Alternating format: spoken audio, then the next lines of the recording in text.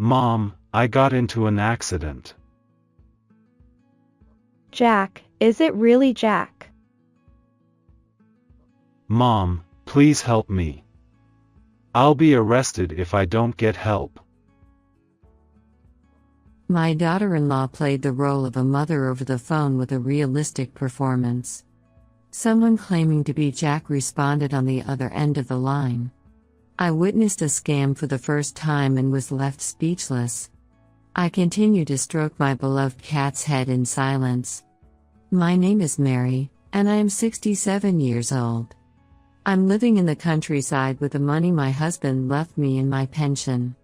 My husband passed away suddenly 3 years ago, leaving me behind in a large house in the countryside with only one cat.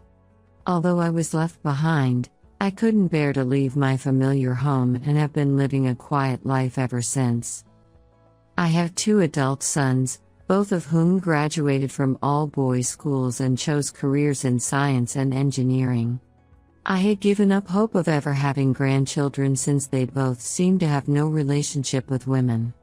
One day, my eldest son Michael, who had just turned 38, suddenly came to me with a young and beautiful woman named Mia and announced that they were getting married. I was shocked to learn that she was only 25 years old. How did my shy son manage to win the heart of such a young and beautiful woman? The 2 of them quickly filed their marriage papers and even had a photo wedding overseas. Is this what people do these days? I couldn't shake off my doubts, but I could only watch over the newlyweds. Since my son and daughter-in-law rented an apartment in the neighboring town, they often visited me on weekends. Perhaps they were worried about me living alone in a big house. Although my daughter-in-law always came with my son, she never looked me in the eye. Even when I tried to start a conversation, she only gave me simple answers like yes or no, and our conversations always ended quickly. My son was also a man of few words, so I had to rely on the sound of the TV to fill the awkward silence. I told my son several times that they didn't have to come visit me if it was too much trouble, but he only said, "Well, Mia wants to see you." I was afraid that if I told her directly that she didn't have to come, she might misunderstand me. Every weekend, I felt a knot in my stomach as I waited for them to arrive. My friend Karen was worried about my relationship with my son and daughter-in-law. She also had a bad relationship with her daughter-in-law. I'm sorry to say this, but your son has no taste in women. It's not just about being young. This is why men are. Well, but she always eats the food I make and cleans up the dishes, so I don't think she's a bad person. Even children can do that. If she's a daughter-in-law, she should come to her husband's family and do housework and be a conversation partner for her mother-in-law, right? Is that so? Is this the relationship between daughters-in-law and mothers-in-law in the world? I like cooking, so I don't mind treating my son and daughter-in-law to a feast, but...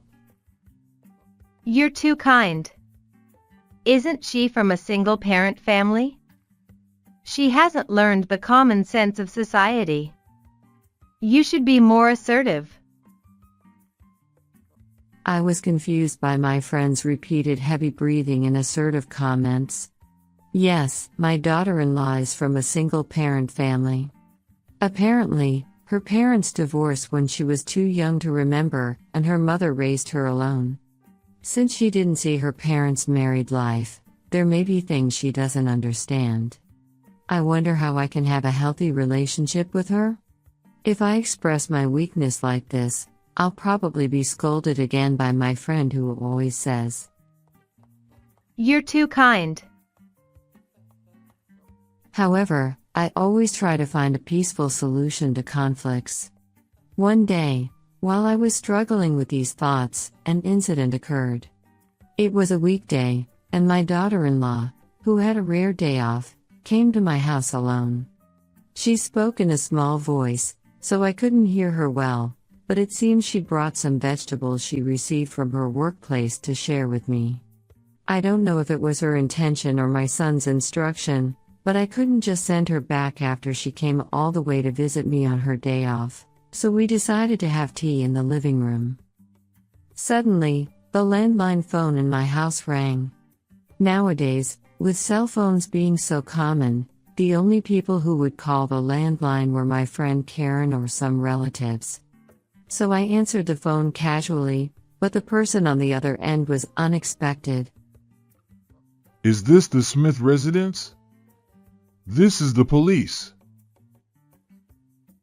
What? Police? I shouted in surprise at the word police. My daughter-in-law was also startled and looked at me. What do the police want with me? Well, you see, your son got into a traffic accident on his way to work.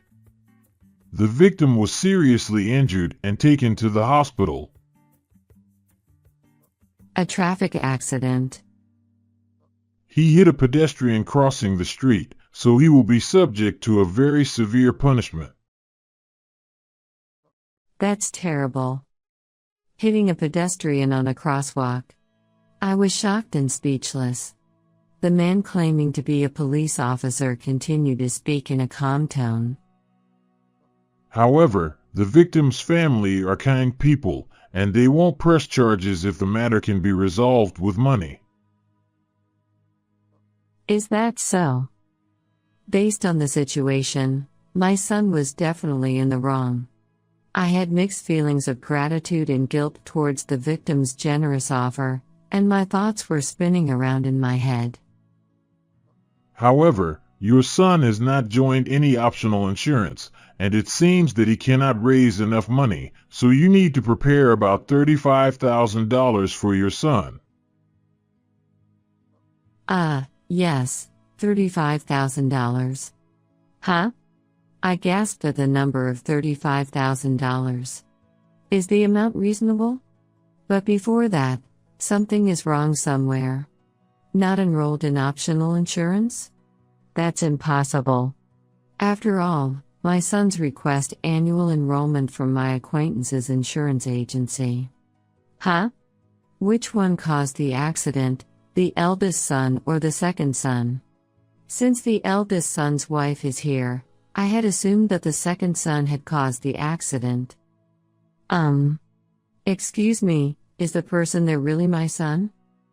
The man on the phone sighed heavily in response to my timid question. I understand that you don't want to accept reality. But Jack did cause the accident. Jack? Mew. My beloved cat, who was curled up beside me, raised its head and rubbed against my leg. Jack. Mew. Her. Yeah, Jack is a cat. So, what is this phone call about? My daughter-in-law conveyed to me through her smartphone screen to please switch to a call with Jack himself. Can I speak with Jack, please? I understand. Just for a little while. While the other person was on hold, my daughter-in-law quickly picked up my receiver. She then began talking to a man claiming to be Jack on the other end of the phone. He sniffed. Mom. Jack, is it really you? Why did you get into an accident? I'm sorry. I didn't notice the pedestrian while playing with my smartphone. He sniffled. Well. Please, Mom. I need money. Otherwise, I'll go to jail. I understand. I will take care of it. Mom. Thank you. I was overwhelmed by my daughter-in-law's realistic performance. It seemed that the man on the other end of the phone had been replaced by the fake cop, So I quickly switched to the phone with my daughter-in-law and went along with the fake cop's story about how to deal with the situation. When the call ended, my daughter-in-law sighed. It's a typical scam. I knew it. Oh, but wait. You said you would prepare the money, right? Yes, I'll contact the real police now. If the fake cop comes, please do your best to act. Acting? That's impossible. I panicked, but my daughter-in-law firmly held my hand. It's okay, I'm with you. Mia. My daughter-in-law didn't look me in the eye and our conversation didn't go well. When I thought about it, it was strange that she visited my house alone at this timing. Can I trust what she says? My friend's warning to be careful with your daughter-in-law also crossed my mind. However, I wanted to believe in my son's innocence and in the woman he chose. Okay, I understand. I made up my mind and decided to trust my daughter-in-law. At the appointed time, 2 fake cops rang the intercom at my house. This is the police. We've come to collect the settlement money. Yes. I timidly showed my face, and the 2 men loosened their lips with a triumphant expression. But, is it really Jack? He's so serious and cute. It's hard to believe that Jack caused an accident. You still don't believe it? Look at this. It's Jack Smith's arrest warrant. If you don't prepare the settlement money right away, we'll have to execute this. The document presented had Jack Smith written on it. Well, Jack, you're driving without a license. Mew? Jack, who was at my feet, approached me with a meowing voice. But the fake cop didn't notice anything. Without a license? That's even worse. Jack, you're driving with those cute little hands of yours. Mew. Huh? The fake cop felt something was off about my words and gaze, and looked down at Jack. Jack, are you hungry? Shall I feed you? Mew. I held Jack, who was excited by the word food, and faced the fake cop. This is our 3rd son, Jack Smith. What? The fake cop jumped up in surprise. I lifted Jack's front paw and said with a sarcastic smile, I'm sorry for causing an accident, Mew. The fake cops were red-faced after being hit by a huge boomerang. One of them said, What are you talking about? You're deceiving the police. I replied, but you said Jack caused the accident. You old fool. Deceiving the police is a serious crime. You'll be fined. You are the ones deceiving us. What? At that moment, my daughter-in-law and a real police officer who were waiting in the living room jumped out. You guys are the ones deceiving us with such a random phone call. It's funny that you actually came to our house. What? No way. Let's hear the details at the police station. The fraudsters tried to leave the entrance in a hurry, but they were stopped by another unit waiting outside. No way. The police officer surrounded the fraudsters who were sitting down in despair. While looking at it, I took a deep breath and said, Oh, my heart is pounding.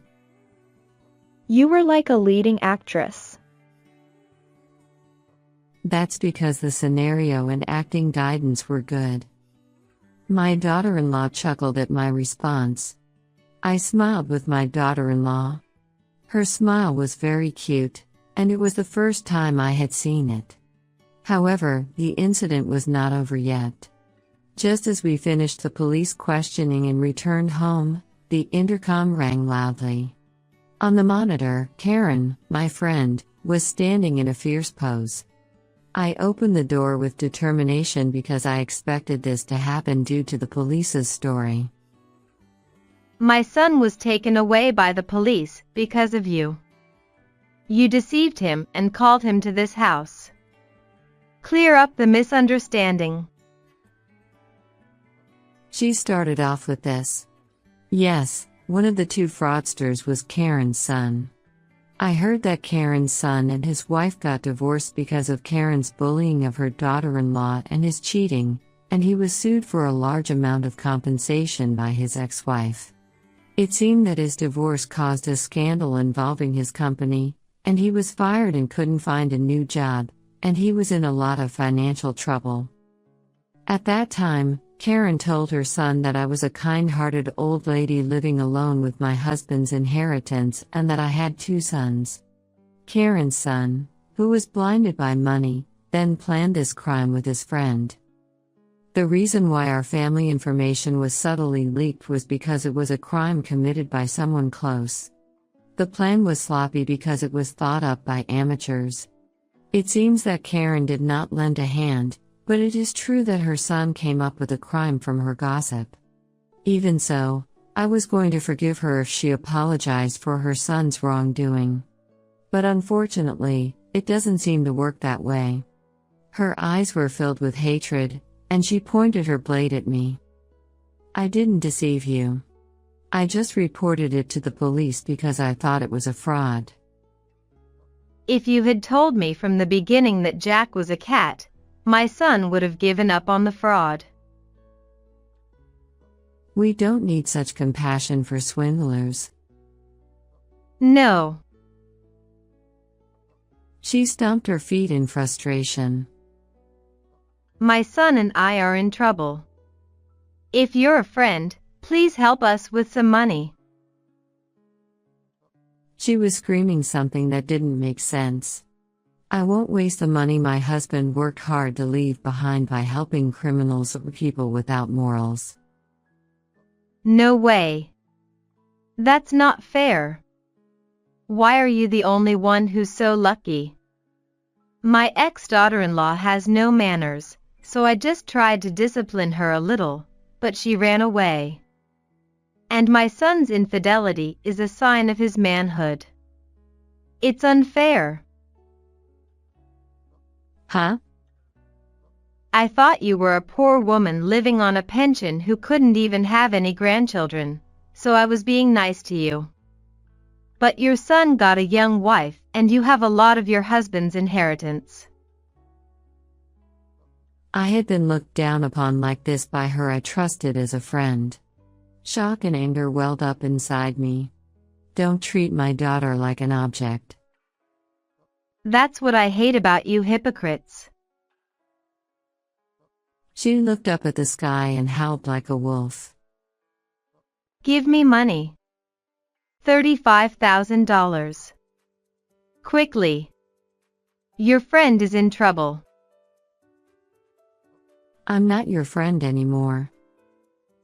No way. If you get too cocky, you'll regret it. Be prepared. Is that a threat? A threat? Humph. If you want to know if it's a threat or not, why don't you try walking alone on the streets at night?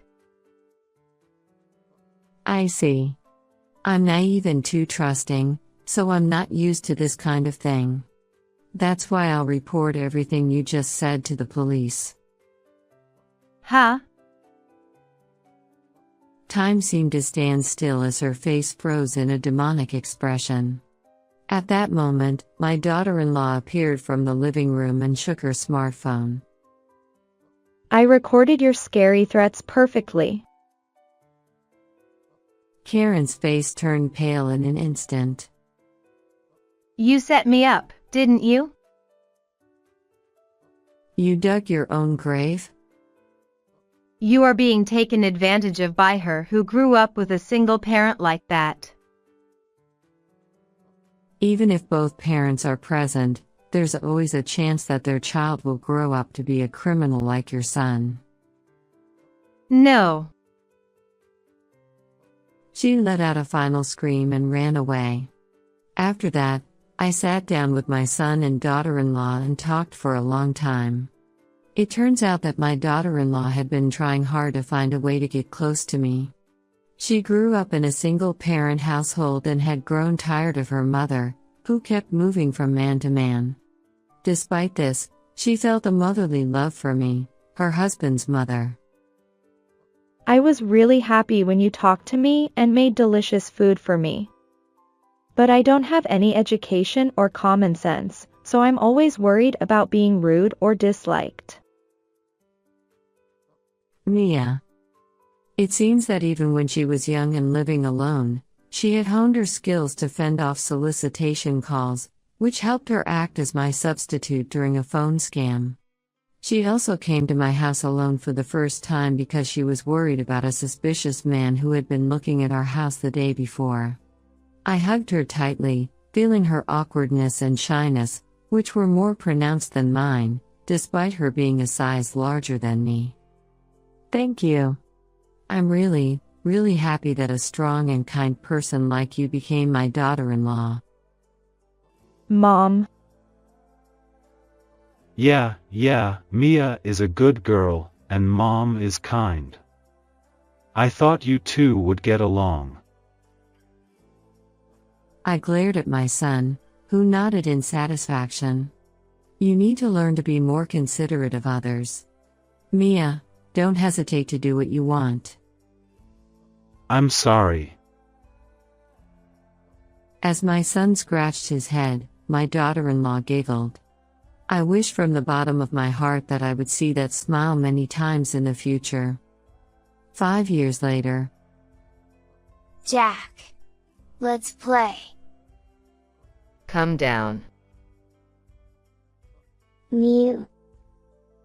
Afraid of being jostled by my grandchildren, Jack ran up to the top of the refrigerator.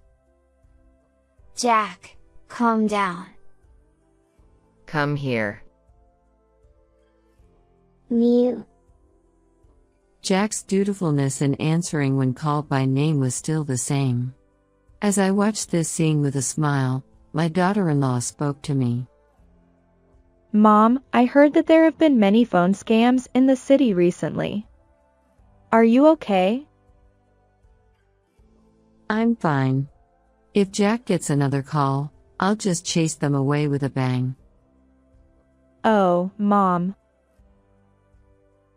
My daughter-in-law laughed heartily. I laughed along with her. Jack, who thought he was being called, responded with a good mew. How was this story? Please subscribe to the channel. See you in the next video.